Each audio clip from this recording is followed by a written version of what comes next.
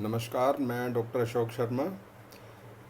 मैं आज मेनली उन लोगों के बारे में बात करना चाहूँगा जो जिनके घर में डायबिटिक या हाइपरटेंसिव पेशेंट्स हैं।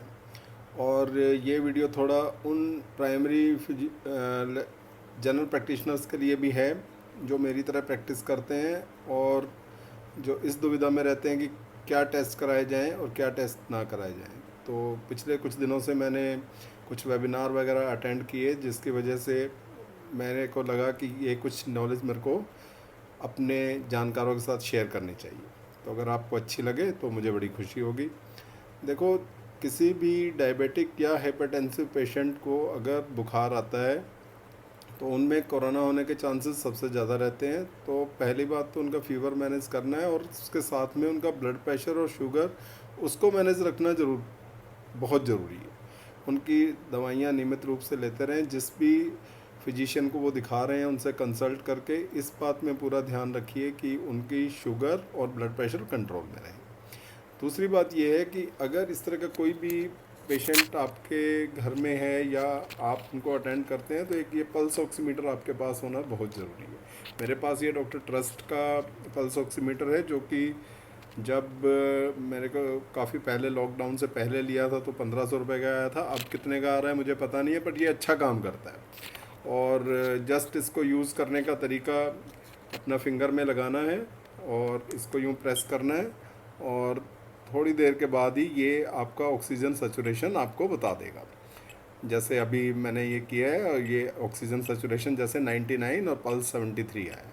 तो ये बहुत यूज़फुल इन्फॉर्मेशन है, क्योंकि जो डायबिटिक और हाइपरटेंसिव पेशेंट्स हैं उनमें ऑक्सीजन का लेवल कम हो जाता है अक्सर 5वें दिन से लेकर 8वें दिन तक। और इसके अगर एक बार ऑक्सीजन की कमी हो गई तो फिर हम उन्हें घर में नहीं रख सकते, हमें हॉस्पिटल में लेके ही जाना होता है। और इस कोरोना में एक प्रॉब्लम ये भी साथ में आती है कि बहुत बारी हाइपोक्सिया होने के बावजूद मरीज़ को सांस लेने में दिक्कत नहीं होती।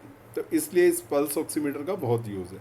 और इसमें नॉर्मल ऑक्सीजनेशन जो है, नॉर्मल आदमी का 95 से अबव होएगा, 98 99 ऐसे मिलेगा। लेकिन अगर ये 95 से कम आता है तो आपको थोड़ा अलर्ट हो जाना चाहिए।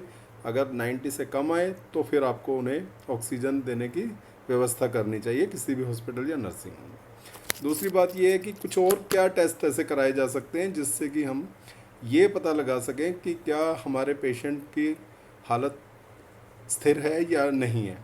तो देखो, इसमें पेशेंट की कंप्लीट ब्लड काउंट, सीआरपी और चेस्ट एक्सरे ये ज़रूर करानी चाहिए। और कंप्लीट ब्लड काउंट में लिम्फोसाइट्स का ध्यान दें, क्योंकि ये देखा गया है कि कोरोना के पेशेंट्स में लिम्फोसाइट्स 20 से कम हो जाते हैं और कई बार 10 से भी कम रहते हैं।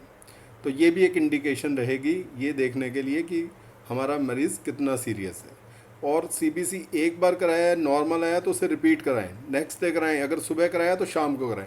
जस्ट जैसे डेंगू में हम प्लेटलेट काउंट का करते हैं बार बार, उसी तरह से इसमें ध्यान रखें। इसी तरह से टीएलसी भी डाउन मिलता है, 4000 से नीचे मिलेगा। अगर टीएलसी 4000 से नीचे है और लिम्फोसाइट्स 20 से नीचे है तो भी हमें अलर्ट होना है, तो भी हमें एडमिशन के बारे में जल्दी सोचना है। इसके अलावा सीआरपी ऐसे में काफ़ी बढ़ जाता है, अराउंड 200 से ज़्यादा मिलेगा, 300 350 इस तरह की रेंज में मिलना चाहिए, जो कि नॉर्मली 10 तक रहता है।